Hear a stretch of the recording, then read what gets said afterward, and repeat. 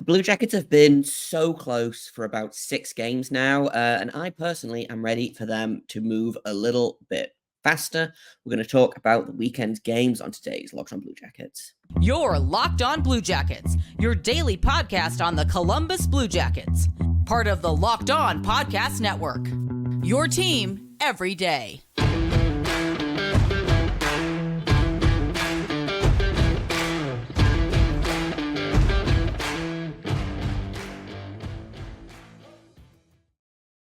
Hello and welcome to Locked On Blue Jackets, part of the Locked On Podcast Network, your team every day. I am, as always, your host, Jay Foster.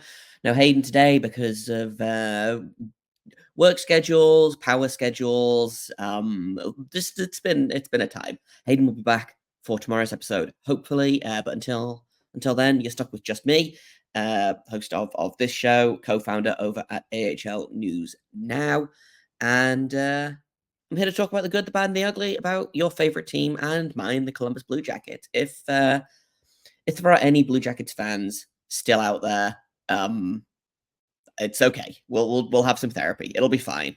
We got to talk about the weekend's games, and that's what we're going to do today. And then, if we have time, but I don't think we will, we'll talk a little bit about Chicago and how they're doing. The Blue Jackets play them on Wednesday. Before we get started, I do want to thank everyone for making this your first listen of the day every single day. Even as the Blue Jackets continue to disappoint me, you guys do not. So I appreciate all of you. And if you want to be in every day, you can find us wherever you get your podcasts, on YouTube and on Sirius XM. I also have to let you know that today's show is brought to you by Sleeper. Download the Sleeper app. Use promo code LOCKEDONNHL to get up to a $100 match on your first deposit. Terms and conditions apply. See Sleeper's terms of use for details.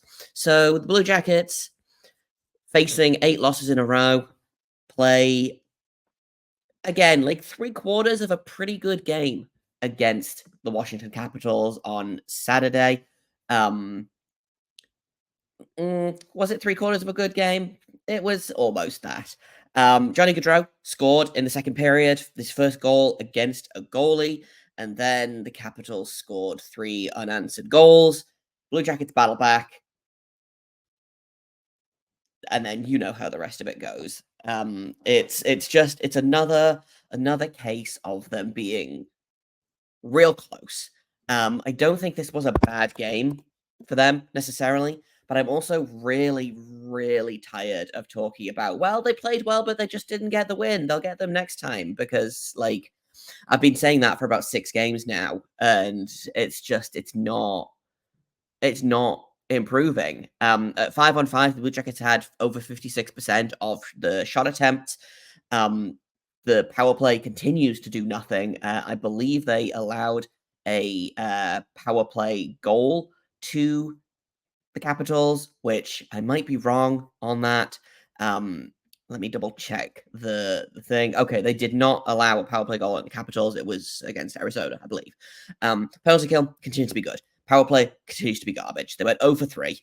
They let Sonny Milano score the exact same goal that he scored the last time these two teams played. And I just don't get it. More lineup, moving around. Some of it worked, some of it didn't. Shocking to everyone, the Gaudreau, Laine, Olivier line was nothing, literally nothing. The Fantilli, Voronkov, Marchenko line continues to click.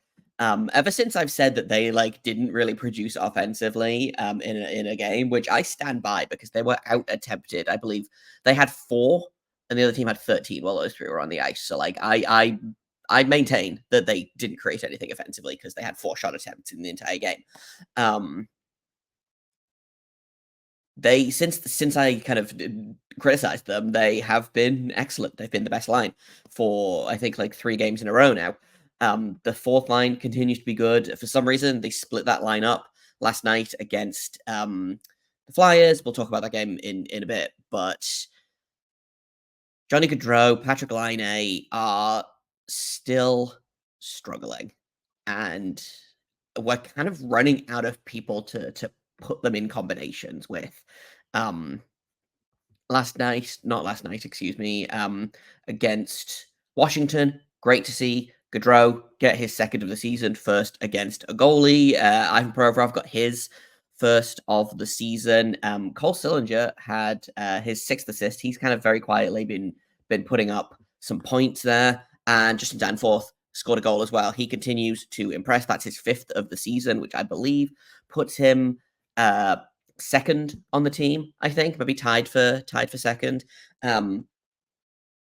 Your second place goal scorer having 5 goals is not good enough, and also your second place goal scorer should not be Justin Danforth. I think he's tied with Sean Corrali as well, which again is kind of an indication of your fourth line is just so much better than any other line, except for like the Fantilli line is generating but hasn't converted yet. I would love to know what their luck is like, but they are. It'll come, you know.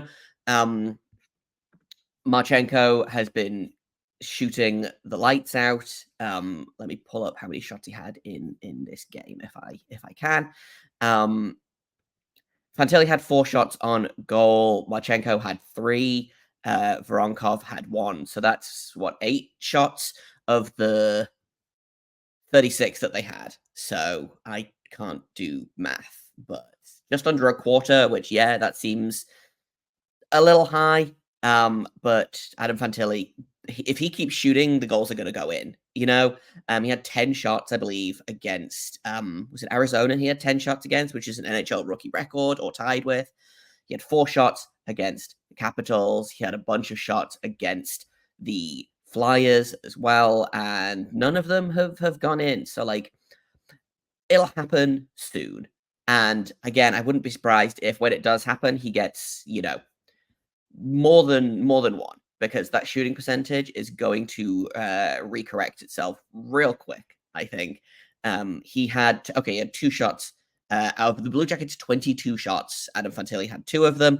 Boone Jenner led the way with 4. But we'll talk about that game in a minute. I want to kind of finish up like my thoughts on the Washington game. It was another one of those games where, yes, they showed resilience. Yes, they battled back into it. Made it 4-3. I think they had 5 minutes left in the game, and again, just couldn't get an extra goal with the goalie pulled. I don't think they allowed an empty net goal in this game. They did against the Flyers, because it was, I think, the funniest empty net goal of the season for the Blue Jackets anyway. But I'm tired of saying, well, they played really well, but they just didn't get the win, because at a certain point, you got to get the win. You know, like, yes, resiliency is good. Yes, battling back is good. They got goalied a little bit by Charlie Lindgren, who did that the last time as well. Charlie Lindgren, I think, has made like just a bunch of saves against the Blue Jackets. He had over 900 this time. I think last time he allowed 1 goal on like 30 shots or something like that. It is what it is. But what it is really, really frustrating, especially because you see them playing, again, stretches of really good hockey. And then it kind of happened more so in the Flyers game. The Capitals game, again, I thought was good, but they didn't get the win. The Flyers game, I have opinions on how that third period went. Just the wins will come for this team. I just don't know when that is at this point, and that's worrying and frustrating because, Pascal Vincent, he keeps saying that they're close, and like he seems really mad in press conferences, and like that's good. I like passion is good, caring is good, but you gotta get the wins, my guy. Like another solid Elvis performance. Wasted. He wasn't great against the Capitals, but he was not terrible, and that's kind of all I could say about Elvis. The goaltending has started to slip a little bit after a lot of really good games from Elvis, and good games from Spencer Martin as well. They've had kind of a little bit of a run of bad games here, and so I saw something on Twitter that I can't remember who said it. So like if you said it and you're listening to this, please comment and let me know. But it was something along the lines of like, if they're playing well and still losing, what happens when they stop playing well? And I think the answer is the Philadelphia Flyers game, which we'll talk about in just a second here on Locked On Blue Jackets. First, though, I've got to tell you guys about eBay Motors because passion, drive, and patience, what brings home the winning trophy is also what keeps your ride or die alive. eBay Motors has everything you need to maintain your vehicle and level it up to peak performance from superchargers, roof racks, exhaust kits, LED headlights, and more. Whether you're into speed, power, or style, eBay Motors has got you covered. They've got over 122 million parts for your number one ride or die, and you will always find exactly what you're looking for. And with eBay Guaranteed Fit, your part is guaranteed to fit your ride every time, or you're going to get your money back because with eBay Motors, you are going to burn rubber, not cash. All the parts you need at the prices you want. It's easy to turn your car into the MVP and bring home that win. Keep your ride or die alive at ebaymotors.com. Eligible items only, exclusions apply. eBay Guaranteed Fit is only available to US customers. Locked On has launched the first ever national sports 24/7 streaming channel on YouTube.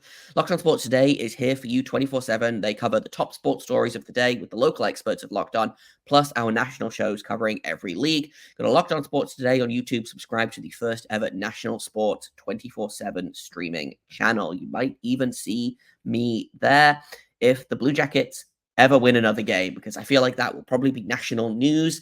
Let's talk about the Flyers game because that was not fun to watch. And Hayden and I have kind of talked about this a little bit, kind of over the past few losses. Yeah, they haven't won, but the team has looked good and they've kind of been fun. The Flyers game was not fun. The first period was good, and then the second period, everything just fell apart. The third period was a typical kind of Blue Jackets where gonna push really hard and open up the ice for odd man rushes. And I think Spencer Martin made, I think, 3 saves on odd man rushes before the last one went in. That was the 4-2 goal after the Blue Jackets brought it back to 3-2. Travis Konechny scored, and then Cam York gets an empty netter almost by accident.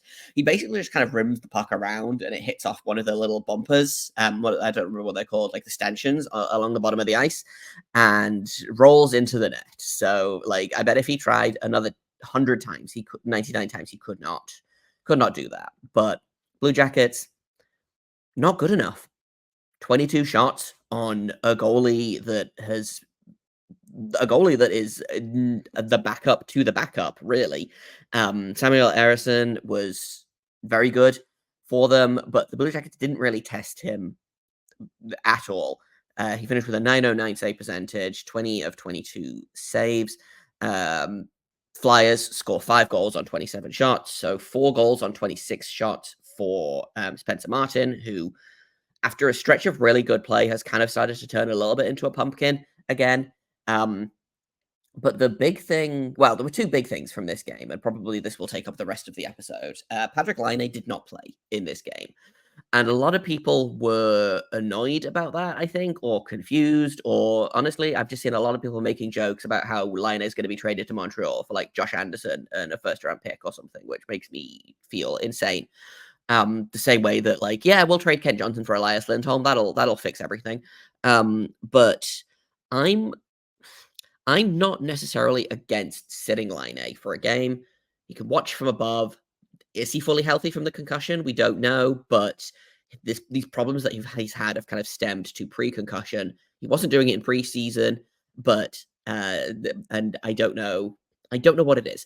Maybe the line mates he was playing with in preseason were covering it up better than his current line mates. I agree that he probably I'm not mad that he's sitting because it's not like John Tortorella went through a phase of he healthy scratched Cam Atkinson, who at the time was one of the Blue Jackets' best forwards, but because he had a turnover in a game or something, John Tortorella was like, "Well, you sit for a game."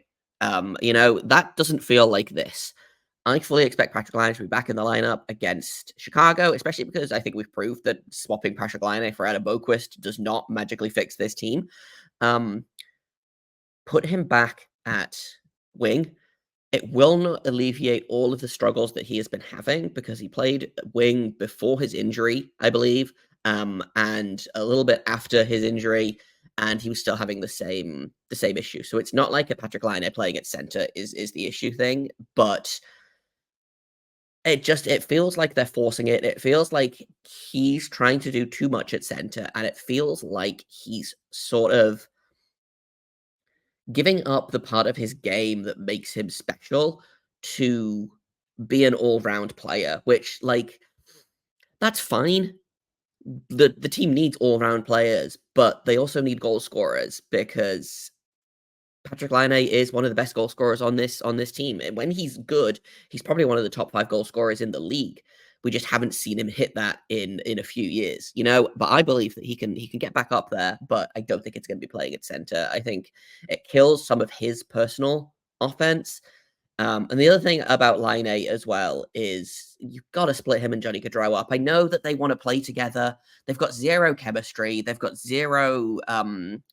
They don't gel, and I can't figure out why not. Because on paper, you've got playmaker Gaudreau with shooter Line 8, and if you get someone like Jenna in between those guys, who's kind of playing the support role, who is kind of the glue player that will crash and bang around and win face-offs and get in the front of the net to and make a nuisance of himself, basically, to let Laine and Gaudreau work. But it's not working. And this is kind of why I think that you need to split up that Marchenko, Fantilli, Voronkov line. And I think you need to have Fantilli and Laine back together because they were showing some real flashes of brilliance before they got split up. Marchenko back with Gaudreau. They clearly really like playing together. We'll see. We'll see what comes of the game on Wednesday. Hopefully, we'll get kind of a lineup update before we do our preview for that one. The other thing I wanted to talk about is the power play. The power play was inexcusably horrendous against Philadelphia. Like, it's been bad all season, but it was horrendous against Philadelphia. And we're going to talk about that in just a second here on Locked On Blue Jackets. First, though, I've got to tell you about Sleeper, because a new NHL season brings all sorts of possibilities. Patrik Laine could score 50 goals. The Blue Jackets could win the Stanley Cup. Neither of these things are going to happen, but I like to dream big, and you could win big by playing daily fantasy hockey on Sleeper, the official daily fantasy app of the Locked On NHL Network. They're our number one choice for daily fantasy sports, and especially daily fantasy hockey, because with Sleeper, you can win 100 times your cash in daily fantasy hockey contests. All you have to do is pick whether guys like Crosby, McKinnon, Quinn Hughes is on a real hot tear at the minute, whether they're going to record more or less than their sleeper projections for things like goals, assists, saves, plus minus, and more in a given game. If you do this 8 times, you are going to win 100 times your money back. You heard me right, Blue Jackets fans. You are going to win 100 times your money if you win 8 times in a row on Sleeper, playing daily fantasy hockey. So start paying attention and nail your picks so you can start winning big. Use promo code LOCKEDONNHL and you'll get up to a $100 match on your first deposit. Terms and conditions apply. That's code LOCKEDONNHL. See Sleeper's terms of use for details and locational availability. Let's talk about the power play, because I thought people were joking. I just looked it up. The Blue Jackets had 5 power plays in the game. Some of them were abbreviated. Some of them were like at the end of a 4-on-4. Some of them were at the start of a 4-on-4. They generated in 8.5 minutes of 5v4 time 0 shots on goal. 0. What I don't understand. Surely you can accidentally get a shot on goal during the power play. It makes me feel like I'm being punked, and I don't understand what the problem is. They're trying new things. They're mixing it up. Like, is it a systems issue? Is it the fact that Zach Werenski is clearly fighting through something at the minute? Obviously, Gaudreau's not scoring, but I genuinely don't know what the problem is, but you bring in this new coach who is supposed to basically light the power play on fire. Struggled with the power play in New Jersey, was really good with the power play in Pittsburgh. But that being said, when he was running the power play in Pittsburgh, he was rolling with Crosby, Malkin, Letang, Jay Gensel, and a random Penguin number 5. The talent level is not the same as it is in Columbus, but you should still be able to muster more than 0 shots on goal in 5 power play attempts. 8.5 minutes. They had 11 shot attempts, and not one of them made it through. I believe only 3 of them were unblocked. So 8 of the 11 shot attempts that they had were blocked, and then the other 3 missed the net. Inexcusable. The Blue Jackets allowed 2 shots on goal and a shorthanded goal in their own power play. They were outshot and outscored on their own power play by Ryan Poehling, who is a dude that definitely exists. That ended up being the game winner. That shorthanded goal, it came basically almost immediately after they scored a power play goal. Again, the Blue Jackets power play is the Blue Jackets penalty kill is still pretty good, but needs to be better because I think that's 2 goals in 3 games that they have allowed. Also, the shorthanded goal, it's just not fun. And I felt like we were getting there with the power play. A couple of games ago, it was generating, it was clicking. I think they've actually scored two goals in 2 games on the delayed penalty. So 6 on 5, which is, again, very strange to me because I feel like you'd probably practice 5 on 4 more than 6 on 5. So I don't know what's going on there. But this team is making me feel like I don't even want to watch the games anymore. And it's not completely the power play. It's not completely the fact that they don't know how to score goals. They don't know how to defend, because again, it's not been all bad. They weren't great against the Flyers. They actually had the edge in shot attempts with 58 to 54. The Flyers blocked 20 of those shot attempts. So that's a lot. John Tortorella loves to do a shot block. The forward lines were kind of a disaster again. A lot mixed up. They split up the Texier, Crowley, Danforth line, put Danforth with Gaudreau and Jenner, kind of stemmed the bleeding a little bit on there, actually, just because Justin Danforth works so dang hard. Texier, Crowley, Olivier wasn't a nightmare. They were actually the best line that played more than literally a minute. The Voronkov, Fantilli, Marchenko line had a rough night. Again, 5 shot attempts for, 10 against. And then the other line basically didn't play at 5 on 5, apparently. I'm trying to pull up the shift chart here so I can see when people stopped playing. Cole Sillinger did not play in a lot of this game, which he's pushing. He's trying, and he hasn't scored yet, but it feels like it's gonna come. He played 10 minutes at even strength, and 12 minutes in total. So very little power play time, very little penalty kill time. Was played more than Mathieu Olivier, played more than Jake Bean, who didn't play a lot, even though Damon Severson, we lost after 10 minutes, or 10 minutes of his time on ice. He's out with an upper body injury, might not be available for the game against Chicago. We'll see. They've got a couple of days to rest, but it makes so little sense the way that people are being deployed right now. And I want to be a believer in Pascal Vincent, and I don't think that this is not me saying fire Vincent, fire Yarmo, fire everybody, relocate the team, send everyone and, start from scratch with another expansion draft, because that's not what I think. But it feels like the Blue Jackets are making the same mistakes every single game. They can't get out of their own zone. They can't get into the other zone. The power play is god-awful. The penalty kill, that's fine. The goaltending has been very good and has started to regress back to the mean, which I expected. Unfortunately, the shooting percentage hasn't done the same thing. The Blue Jackets are generating. They're just not putting it in the net. And at a certain point, that's not you being goal lead, that's just you can't score goals. Which is, again, just so intensely frustrating. I saw a thing on Twitter from, I believe, Jay Fresh. I don't know why I said that with that weird intonation there. Jay Fresh does a lot of like fancy stats and stuff. And so I saw the Blue Jackets are 10th in expected goals for. They're apparently expected to score 2.68 goals for per game. They are not scoring that many goals per game. They just aren't. And again, so intensely frustrating because I don't understand. Like, at a certain point, the luck has to rebound, right?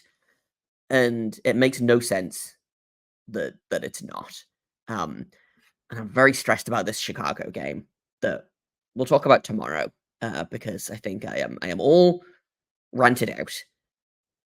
The short version of this podcast is the Capitals game was fine, but unacceptable if you're already in a losing streak. If that's like if you're the Blue Jackets are 500 and they lose that game, I'm not as mad about it. The Philadelphia game was god awful. Not their worst game of the year by far, but pretty bad.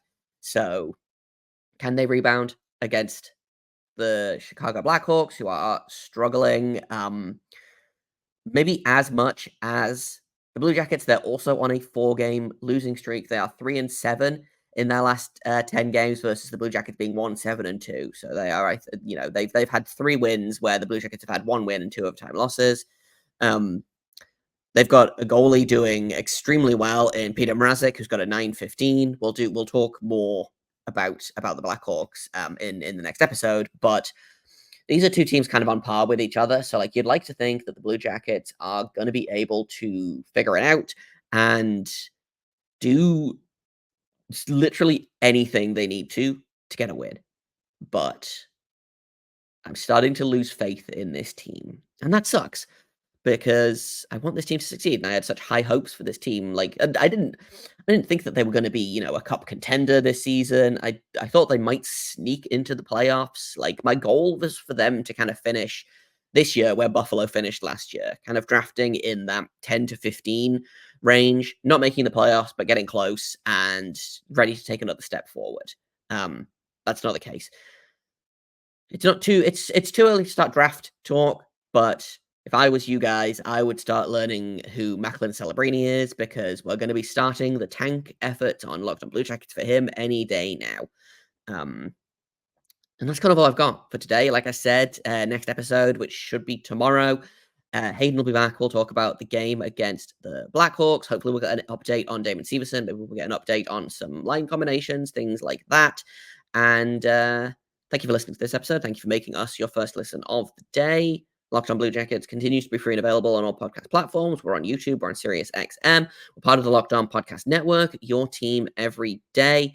I've been Jay Foster. You can find me on Twitter at _Jacob Foster, JAKOBFORSTER. You can find the show at LO_Blue Jackets.